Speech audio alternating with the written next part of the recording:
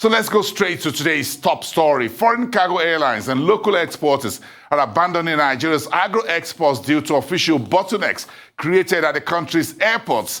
Besides the hurdles of importing goods into Nigeria, more complicated roadblocks have been mounted by government agencies in the form of extortions, harassment, multiple charges placed on export goods, causing international cargo airlines to fly empty out of the country. Speaking with me on this and a lot of others on this revelation is renowned foreign trade expert and consultant John Isemede. Mr. Isemede was a one-time Director General of the Nigerian Chamber of Commerce, Industries, Mines and Agriculture, known as NACIMA. We thank you for your time this evening. Thanks for coming, sir. Thank you very much. Now, give me your initial thoughts regarding this reported allegation of exorbitant charges, extortion, other unwholesome practices at Nigeria's airports regarding the exports that Nigerians should be taking out and making gains. Yeah, thank you very much.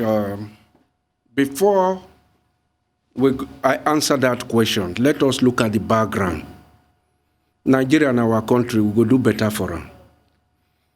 First and foremost, Nigeria got independent in 1960, and our population at that time was 45 million. Britain was 53 million. Today we are 210, and Britain is 68, even after the migration and all that. So let us look at the entire scenario before we start blaming ourselves. First and foremost, Nigeria lacked the culture of export. When you came up with that question, in the first place, this is Nigeria, a population of over 200 or close to 210. We are owing close to 36 trillion. And a child born as I'm talking now with the umbilical cord is owing 156,000 naira. So if you now say we are not exporting, ease of doing business, who packaged it? Was the private sector part of the entire arrangement? Because what we are seeing today in Nigeria is that the private sector have abandoned their job looking for position on government boards. Let's look at the ease of doing business. There are some areas where we have recorded successes, but we are not still there. It is not easy to export out of this country. First and foremost, let us start briefly from 1976. This is just the preamble. And let us appreciate our founding fathers. General Olusegun Obasanjo, in 1976, established the Nigerian Export Promotion Council. And the function from that time, despite the amendments here and there, has not changed. That is trade information, organizing trade fair, and capacity building. After General Obasanjo, President Shehu Shagari came in 1979. He acquired a lot of aircraft, Airbus series from Toulouse, France, to complement the 36 vessels General Olusegun Obasanjo left behind. That is to promote export. After that, we heard of General. Prior to that, in 1981-82, we have the stabilization, when the economy was really going down. By 1986, General Ibrahim Babangida abolished the commodity boards. We slaughtered the naira, and a lot of MDAs were set up. Those MDAs were to promote export, not to go and be collecting money and issuing certificates at the port. You don't carry inspection at the port. Inspection supposed to be along the value chain. Most of the agencies they were set up at that time were supposed to be trade facilitators, not revenue generation agencies. After General Ibrahim Babangida, we saw General Abacha. That was again, we had issues of merging the official exchange rate of 18 at that 191.92 with that of 44. At the end of the reign, NES was introduced in 1996. So technically speaking, what has changed over the years or over the decades? What had really changed in terms of official bureaucracy, bottlenecks, extortion, illegal collection of tariffs and fees that the ease of doing business is supposed to address, whether at the airports or the seaports? All right, let me start from the airport. A country without multimodal system cannot run export business.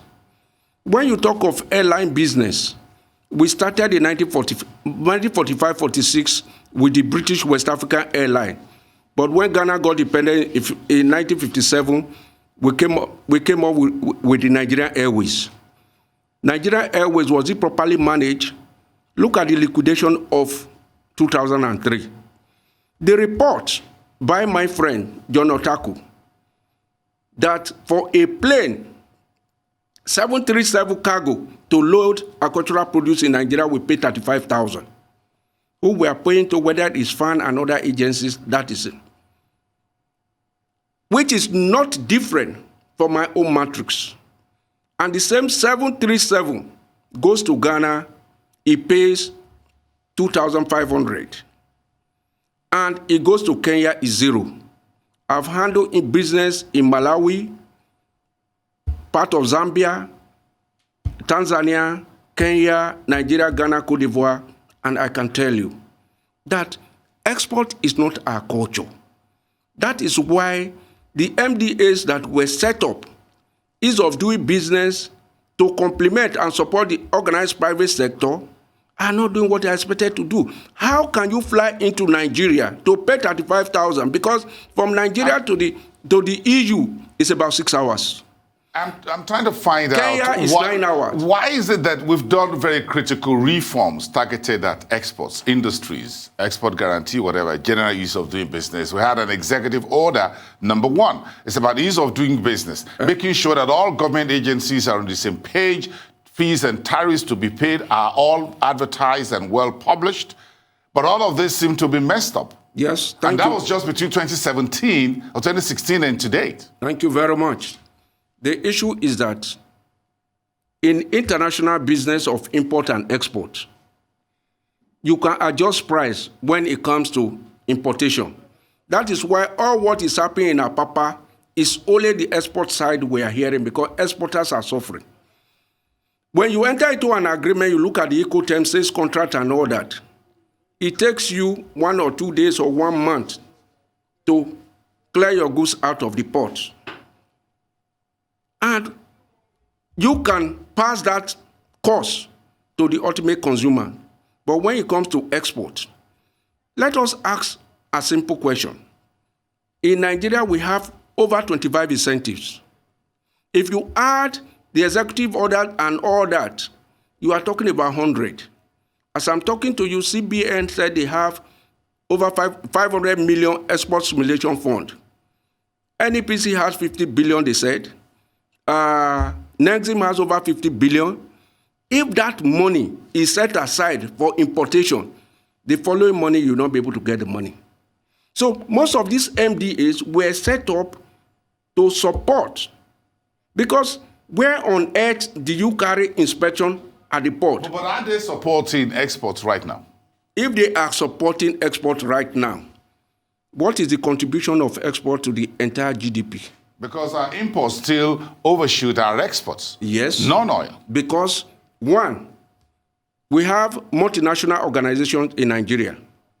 They were not set up in Nigeria to involve in export activities. They were set up to run, to import and produce. But time has come where the government has to ask certain questions. Because tomorrow, on Thursday, the president is presenting the budget before the National Assembly. What is going to be the contribution of the non-export? We are talking of oil. Then the other issue again we have to look at. Why do we run a country that everybody is running to government for forex? Okay. If you are producing, at least why do we have MDAs without targets? Why are they not running on the rail? Because the situation we have found ourselves is that the MDAs and the organized private sector, we are operating in different silos, which is not the case in other countries. Take the port of Benin Republic. So we're going to talk about this exports and FX, because if the export sector is messed up, then we have a whole lot of problem with our inflows in FX and all of that. Johnny Semede, stand by, we'll be right back.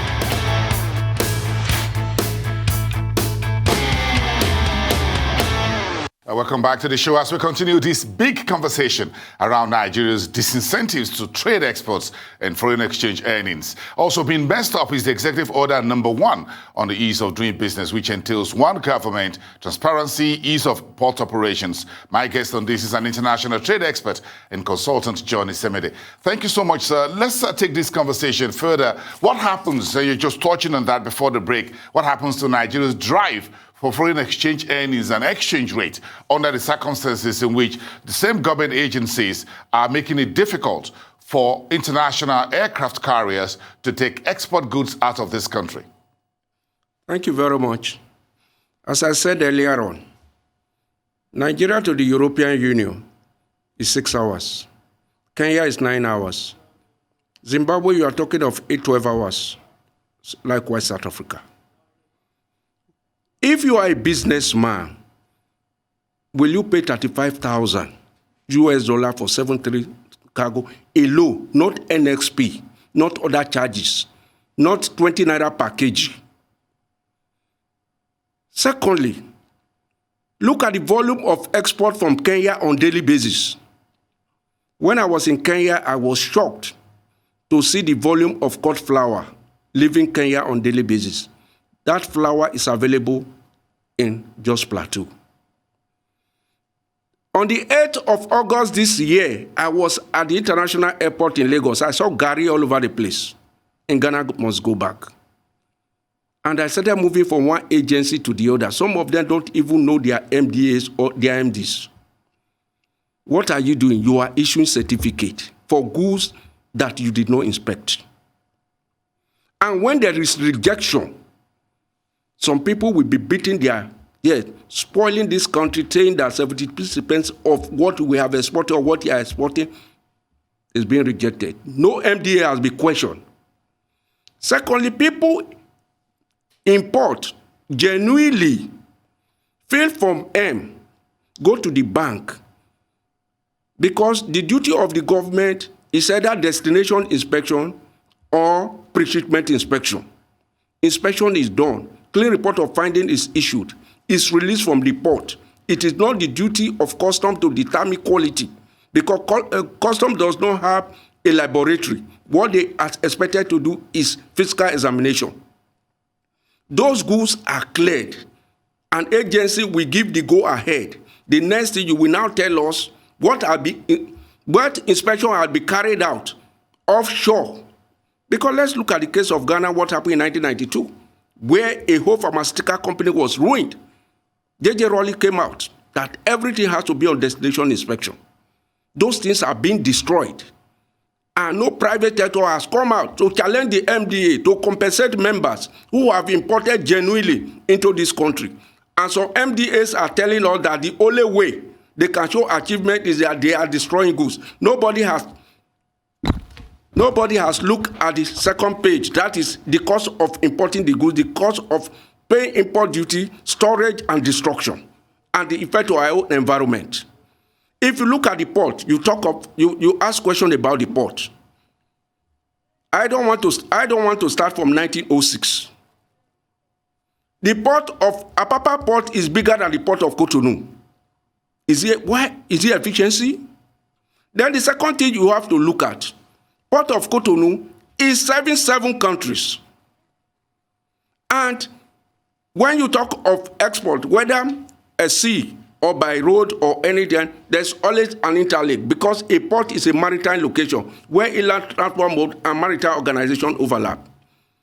We have railway lines.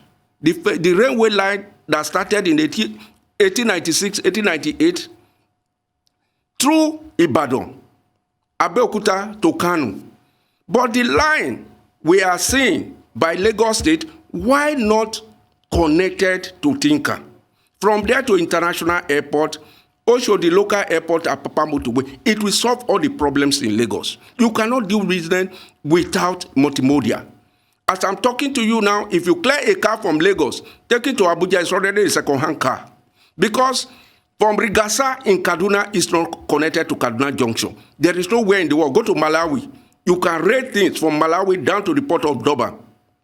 What of Namibia and other places? These are the things when you now say, all right, when I said earlier on, it is India to import into this country. If you look at the Kyoto Agreement on single window, and in export, you cannot adjust. Every Nigeria can import, and they are depending on government for forex. Government is talking of the government is talking of 2022 budget. We are looking at borrowing, and MDAs are not taxed. The organized private sector, the multinationals are not taxed like what we see in other countries. You must contribute at least 10% of your forex need, not government, because what we do in this country, we sell crude oil. Can we compare what we are doing with UAR? So in the manner I was speaking, the whole idea that our exchange rate is in the water and we have very shortage of FX, we're just chasing the wind because we're doing everything possible to mess up this very critical part of export inflows. Thank you very much. So that brings me to the point of the conversation into the intra-Africa trade. The way things are going, what prospect do you think we still have vis-a-vis other regional and other counterparts if airlines are leaving Nigeria, cargo airlines are leaving Nigeria without MTN because we're making it difficult for them to do business here? Thank you very much. When you talk the Africa Continental Free Trade, that started as far back as 1957 when Ghana got independence. As I'm talking to you now, 9 months down the lane, we have not moved one container out of the port. Is it going the way of the D8, the ECOWAS ETLS? Because some of the policies we see that if I want to travel to Senegal, I cannot get FX because it's not an international travel. But it is possible to take money to Dubai. It is possible to take money to UK. And it is possible to take money to America. The issue you look at, we are not competitive. It is cheaper to bring a container from Australia. It is cheaper to bring a container from Canada, from the European Union, than to send a vehicle or a container to Benin Republic if you look at the matrix. Look at the port of Douala in Cameroon to South Sudan, Juba, over 3,000 kilometers. It's cheaper to move tools into that place. When you are not talking of forex, how do we generate forex? Where those who are supposed to generate forex are not doing the job they are expected to do, where MDAs are running in purposes. Do they have targets? When you talk of forex, look at the whole scenario. In the past, when we are exporting palm oil, we were looking for forex. Nigeria contributes 73% of the total yam requirement. Nigeria cannot export 1 tuber of yam. Ghanaians are exporting. It is good to copy good things. Nigeria, from 1910, we have been exporting cocoa. Why are we not adding value? Where are the local governments? Where are the states that we are coming to Abuja to beg for money that we are not contributing to us? Because we are getting cheap money from shallow oil wells. So when you now talk of forex, what of the policies? When General Abacha came up and introduced NEXT, in April 1996, CBN came up with their own policy of, that is, notes to exporters, that all imports must be, all export proceeds must come to the central bank. But if you are not giving me forex to go to Ghana, why do you now want me to go to the black market to buy dollar at 600 to pay for my shipping company charges? Even a fool will not accept that. That is why a lot of exporters are going on the ground and we now cannot get through genuine figures to plan for this country. We have worked in other countries. Is it possible for you to carry a dollar on the streets of Addis Ababa? Is it possible to enter a hotel in Morocco? Because what Morocco is getting from Titus Sunday, when you talk of the Africa Continental Free Trade, a lot of Nigerians don't know what we signed. There are 5 levels of integration. Yes. FTA, PTA, CET. The CET of 2015 was supposed to end by last week, last year, under the ECOWAS agreement. We don't know what. CU and CM. But 90% liberation. Yes. What we sign is FTA plus CET making custom union, to make custom union. That is not what we sign. Okay, so there's a whole lot of education and a whole lot of things that we need to really understand here. We thank you for your insights into the world of trade, commerce, and business. It's well appreciated. And Johnny Simon, the foreign trade